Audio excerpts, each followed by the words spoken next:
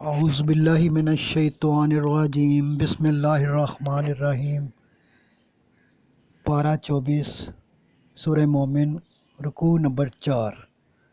ادھر ایک مرد مومن جو خفیہ طور پر ایمان لا چکا تھا بولا کہ تم اس لیے قتل کرتے ہو کہ کہتا ہے کہ میرا رب اللہ ہے اور واضح نشانیاں لایا ہے۔ اگر اس انکار کی وجہ سے ہم پر عذاب آیا تو ہمیں کون بچائے گا؟ قوم نوح، عاد اور ثمود کا سا حال ہوا تو ڈرتا ہوں کہ کیا ہوگا۔ تمہیں اللہ سے کوئی نہ بچا سکے گا۔ تمہارے پاس یوسف علیہ السلام بھی آئے پر تم دھوکے میں رہے۔ رکوع نمبر 5۔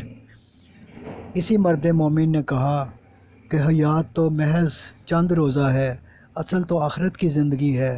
دنیا کی فانی عیش و عشرت میں آخرت میں دائمی راحت کا نقصان نہ کرو۔ جو ایمان و یقین سے صالح زندگی بسر کریں گے بہشت میں داخل ہوں گے، اور زیادتی کرنے والے دوزخ کے لوگ ہیں۔ میں اپنا معاملہ اللہ کے سپرد کرتا ہوں۔ آخر جب وقت آیا تو اللہ نے موسیٰ علیہ السلام کو ساتھیوں سمیت بچا لیا اور فرعون کو لشکر سمیت سمندر میں غرق کر دیا، اور مرنے کے بعد حشر تک روزانہ صبح و شام ان کو آگ دکھائی جاتی ہے، اور آخرت میں دوزخ میں انہیں سخت ترین عذاب ہوگا اور وہاں ان کا کوئی مددگار نہ ہوگا۔ رکوع نمبر 6۔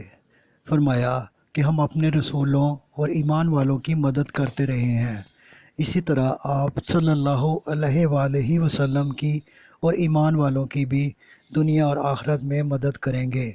آپ صلی اللہ علیہ وآلہ وسلم ان کی شرارتوں پر صبر کریں اور ہر دم توبہ استغفار کریں اور صبح و شام اللہ کی تعریف اور پاکی بیان کریں۔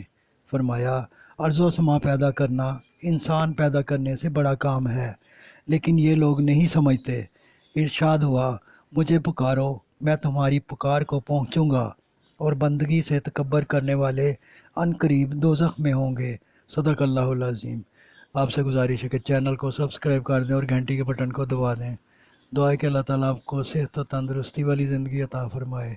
آمین آمین آمین یا رب العالمین۔